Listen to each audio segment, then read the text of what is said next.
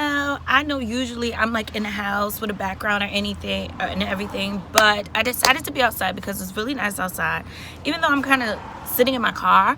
But that's because I was going to sit outside, but everybody mowing their damn lawn, and y'all would not have been able to hear me or enjoy this good video, honey, okay?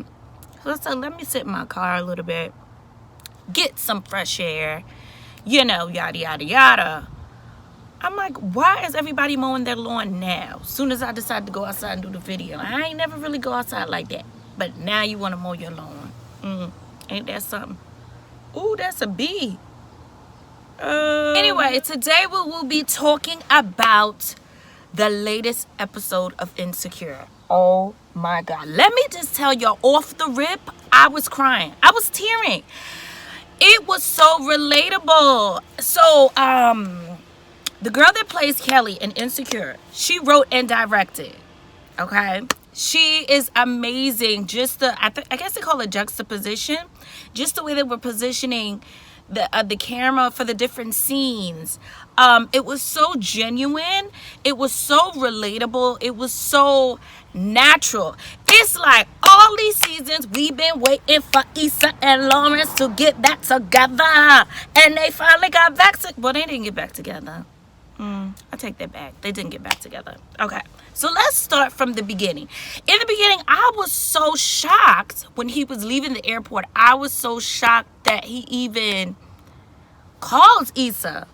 I'm like, what's the tea? What's the tea, honey? Why are you even calling her? Why are you calling her? Is it because you realize you can't keep a girl? I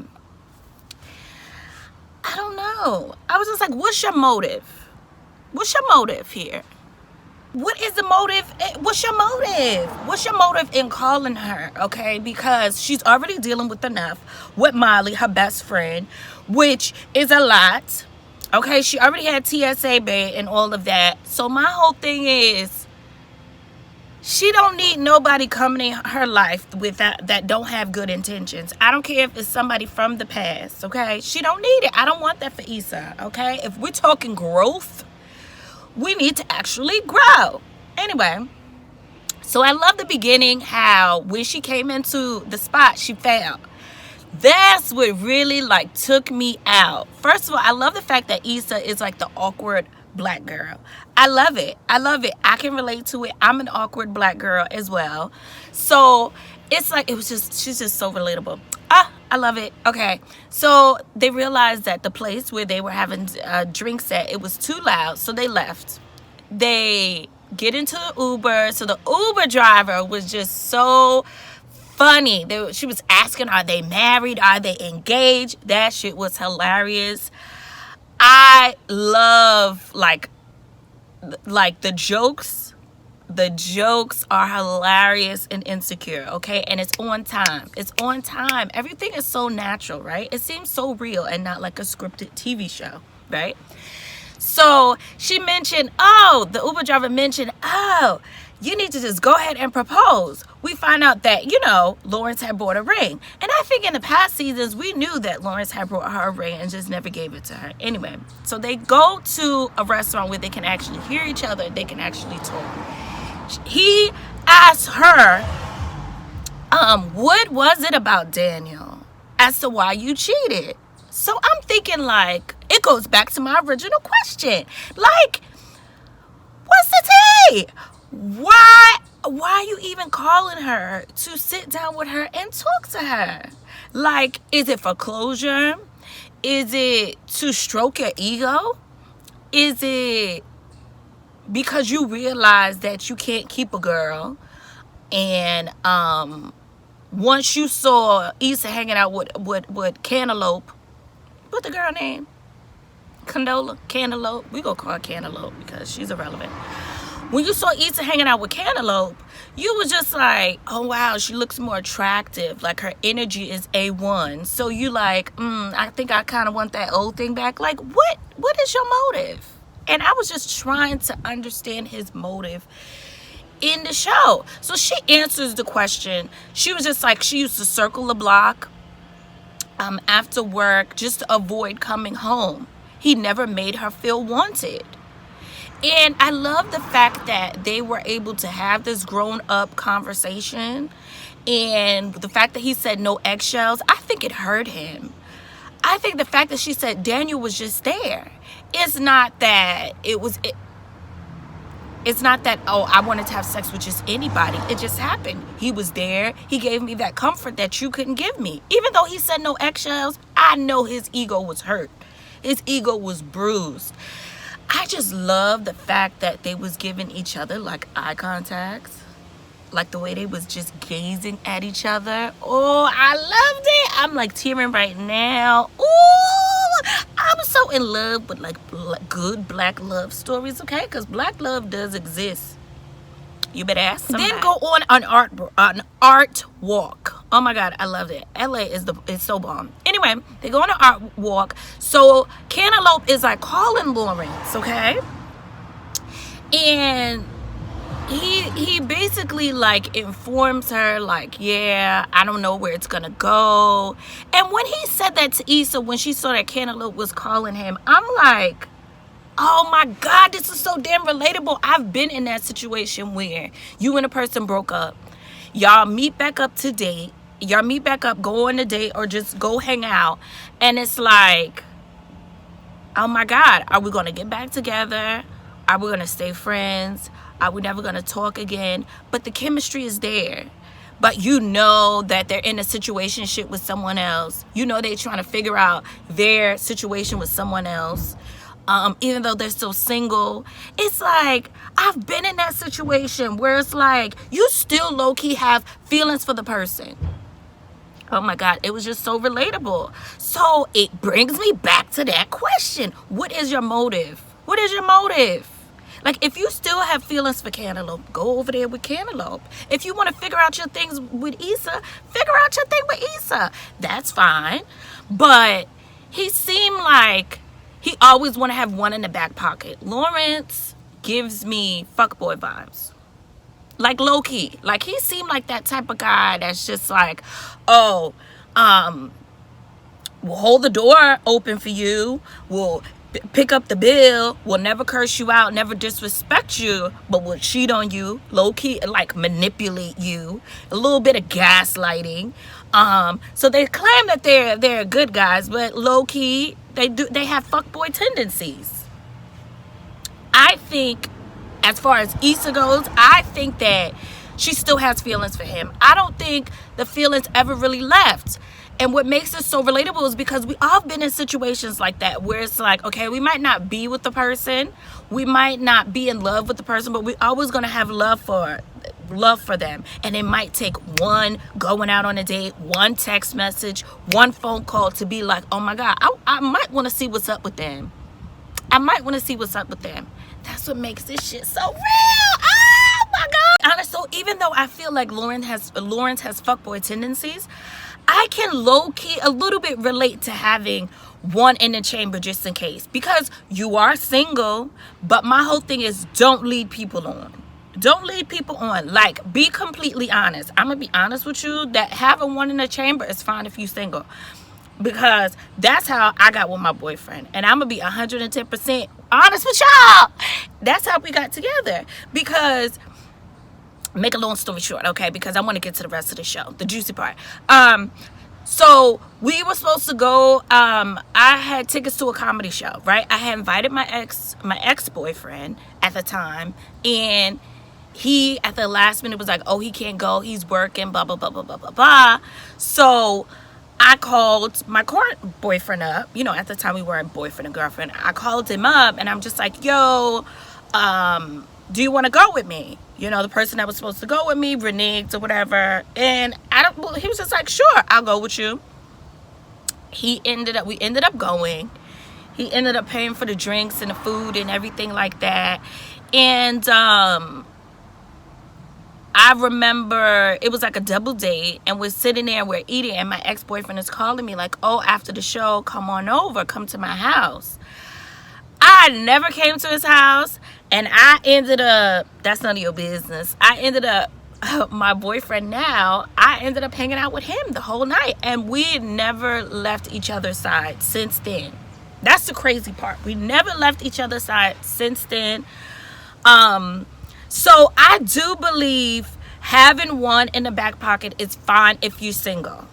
Just don't lead nobody on. And I feel like Lawerence might be low-key leading people on, but we never know. We got, I think, 2 more episodes to find out if they're gonna get back together. Now my thing is this: he was a cantaloupe. Cocktail was calling Lawerence that whole time, like, off the hook, and it's like the episode of the block party. She seemed like it was over, it was done with, blah blah blah blah. Why does Cocktail keep calling him? Y'all think Cocktail is pregnant? Somebody, when I was watching my fave King of Reads, somebody in the comments was like, Cantaloupe is probably pregnant. My whole thing is, I would be so upset that they took that route with this show, because I feel like that's typical. It's typical to have a black man, now he got a baby mama that he not really with, and his ex-girlfriend, black woman, now has to deal with the baby mama. Just the whole baby mama, baby daddy concept thing. I hate that. I hate to see it. I mean, not that it doesn't happen. It does happen. But there are relationships that don't have baby mama and baby daddy drama. Okay? Can we write a different narrative? Not saying that that's the narrative, but I'm just like, okay, y'all Negroes did that with The Game. The TV show The Game. We're going to do that again. We're going to keep doing it. The baby mama, baby Joe. Just because you break up with somebody don't mean you going to go out there and get somebody knocked up or get knocked up. Like with your ex or with somebody that you're not even interested in. Like, that don't happen all the time. I hope they don't go that route with the narrative. I'm gonna be really upset, and I'm fitting to kick my TV over, and I might boycott HBO or some shit. I don't know. I'm lying. Cause if the new season come out, I'm still watch that shit. Anyway, so they get out of the Uber. Let's go back. They get out of the Uber, and she makes a joke. I could just tell in Issa's eyes, cause this show is relatable. We see each other. I'm like, you made that joke because you really wanted to go in his house. You really wanted to see what's up.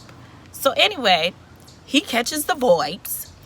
So she goes in his house. All of a sudden, it's like, I gotta use the bathroom. I know that trick, girl. I know that trick. I really thought that they were gonna cut and show Issa in the bathroom, because we all have been there. Let me go through the medicine cabinets. Let me see. Let me go through the medicine cabinets. Let me see if a female live here.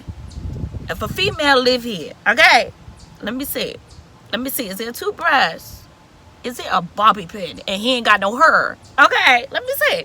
But they didn't do that. That's cool. They show him on the phone, because Cocoa Puffs had called Lawerence again. It was just like, please come over. I want you to come over. He's like, oh, I'm going to come over. I'm going to still come over. And it's like, oh my God, this was so relatable. Anyway, she hears him talking to Cocoa Puffs.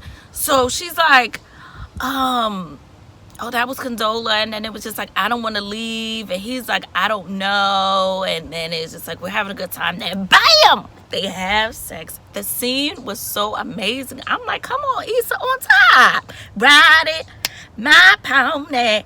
Okay, so afterwards, they were talking, they were gazing into each other's eyes. Oh my gosh, it was just positive energies all up and through this episode. So he's like, well, I'll walk you home. And then it's like, oh, he looked like he wanted to cook her breakfast or something. You gonna cook me grits, eggs, grits, grab my keys, grab my purse, grab my jacket off to work. So I'm like, ooh. No, she's like, ooh, I'ma leave, I'ma go home, I'ma walk. And it's just the way that she was walking. It's like she had a pep in her step. I got the vibe that even if they don't get back together, Issa would be okay with it. More okay with it than if it was a couple of seasons ago, right? I think she would completely be okay with it. I think that she's coming into herself. As awkward as she might be at times, she's coming into herself. She's coming into who she's supposed to be. I think she would be okay with it. So that brings me to my big question. Would you take your ex back in a situation like that? If your ex cheated on you, but you're seeing that they have grown, you're seeing that they have blossomed into a new person, they've actually proving to you and to themselves that they're a new person, or if you have been cheated on, right? If you have been cheated on, or if you have cheated, would you take the person back? Would you take your ex back? I mean, for me personally, in my past, I have taken an ex back. I have. I think it's like one ex I took back, and it just didn't work out. But now, being the woman that I am now, like I was in my 20s then, not saying that I'm old or anything, not too far, I'm not too far from my 20s, but that was then. Now, being the woman that I am now, if I wasn't in the relationship that I am in now, would I take an ex back? Hell no. Hell no. You crazy? Not me. Not never that. Hell no. But that's just me. But I pose that question to you guys in a situation like this. Would you take your ex back? And I think too, it all depends on the type of relationship that you had with the person. You know, how deep you love the person.